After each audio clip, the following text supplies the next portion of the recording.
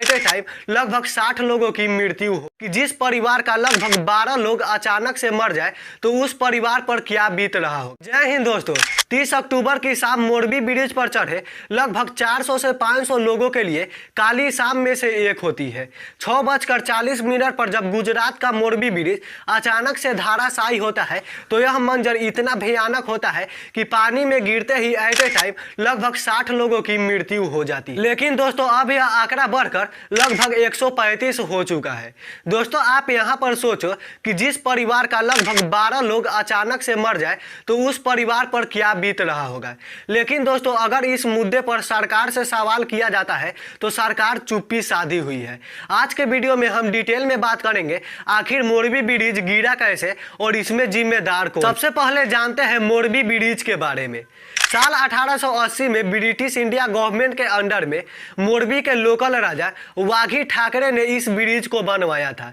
उस समय वहां के लोकल राजा जो वाघी ठाकरे थे वह इसी ब्रिज से चढ़कर अपने राजभवन में जाया करते थे। तो साल 1880 में इस ब्रिज पर लोगों की चढ़ने की लिमिट लगभग 15 रखी गई थी। अगर हम उस जमाने की बात करें तो यह लिमिट बहुत अच्छी थी। इस ब्रिज की लंबाई देखें तो लगभग 230 मीटर लंबा है और लगभग 1.25 मीटर चौड़ा। अगर हम उस जमाने के हिसाब से देखते हैं तो यह पुल तो काफी अच्छा था।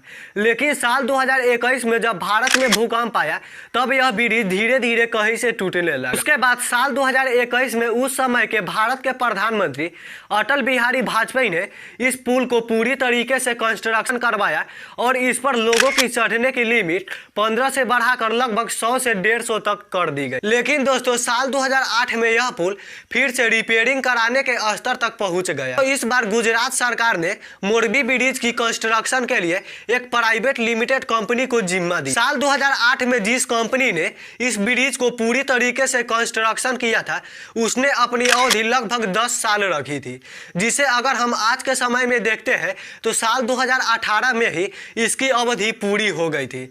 लेकिन दोस्तों अगर गुजरात सरकार से इसे सवाल किया जाता है कि 3 साल ब्रिज ऐसे ही क्यों छोड़ा गया तो इस पर कुछ नहीं बोलते, सिर्फ यह चीज बोलते हैं कि कोविड के कारण इस पुल का ठीक से कंस्ट्रक्शन नहीं हो पाया। लेकिन दोस्तों साल 2022 में गुजरात सरकार ने इस ब्रिज की कंस्ट्रक्शन के लिए फिर से एक प्रोजेक्ट लॉन्च किया जिसका कॉस्ट लगभग 2 करोड़ था। इस बार गुजरात सरकार मोरबी ब्रिज के कंस्ट्रक्शन का जिम्मा ओबेरा ग्रुप कंपनी के पॉपुलर ब्रांड अजंता क्लॉक्स को दिया। ओबेरा ग्रुप ने मोरबी ब्रिज की कंस्ट्रक्शन की अवधि लगभग 15 साल रखी थी। लेकिन दोस्तों अभी मई से सिर्फ 7 महीने हुए हैं, लेकिन यह जो मोरबी ब्रिज है वो पूरी तरीके से धाराशायी हो गई। दोस्तों चौंकाने वाली बात यहाँ पर यह है कि ओबेरा कंपनी के सीईओ संदीप सिंघला सेठ एनडीटीवी के एक इंटरव्यू में कहते हैं कि यह जो टेंडर था वो गुजरात सरकार के अंडर था। इसके बाद ओबेरा ग्रुप के सीईओ यह भी चीज का खुलासा करते हैं कि जब ब्रिज का पूरी तरीके से मेंटेनेंस हो चुका था तब ओबेरा के सीईओ अभी चीज सरकार से बोले थे कि ब्रिज की मेंटेनेंस में थोड़ी कमी रह गई है, लेकिन गुजरात सरकार वहां पर पूरी तरीके से सतर्क नहीं हुई, जिसका खामियाजा आज 135 लोगों को मरकर चुकाना पड़ रहा है। दोस्तों आप यहां पर सोच कर देखो कि ओबेरा ग्रुप के जो सीईओ है वो गुजरात सरकार पर एलिगेशन लगा रही है और गुजरात सरकार जो है वो ओबेरा ग्रुप के सीईओ पर एलिगेशन लगा रही है। तो अगर हम गुजरात सरकार की बात करें तो इस मुद्दे पर बहुत सारी गलती हुई है, लेकिन सबसे बड़ा गलती यह साल 2001 में जब भूकंप आया था तब इस ब्रिज पर लोगों की चढ़ने की लिमिट लगभग 100 से 150 थी। लेकिन जिस दिन यह घटना हुआ उस दिन इस ब्रिज पर लगभग 400 से 500 लोग थे। इससे हमें साफ पता चलता है कि गुजरात सरकार की सिक्योरिटी और प्रशासन पूरी तरीके से भद्दी। मोदी सरकार ने घटना के बाद 304 का धारा, इसके अलावा 308 का धारा, इसके अलावा 114 धारा के तहत मोहन कुंदारिया पर FIR दर्ज किया जो कि अभी के समय में मेंबर ऑफ पार्लियामेंट। दोस्तों आप यहाँ पर सोच सकते हो कि गुजरात सरकार की जो नींद है वो घटना होने के बाद खुल रही है।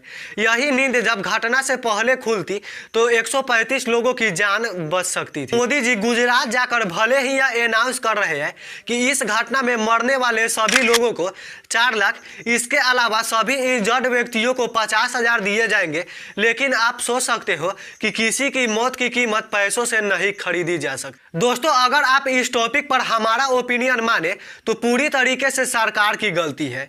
यहाँ पर गुजरात सरकार हर मोर्चे पर गलती की है, चाहे सिक्योरिटी को देख ले, इसके अलावा चाहे इस ब्रिज में कंस्ट्रक्शन के द्वारा किए गए खर्चे को देख। दोस्तों, अगर आपका भी इस टॉपिक पर कोई ओपिनियन है तो नीचे कमेंट जरूर करें।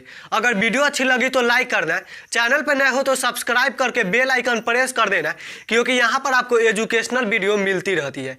तब तक के लिए जय हिंद, वंदे।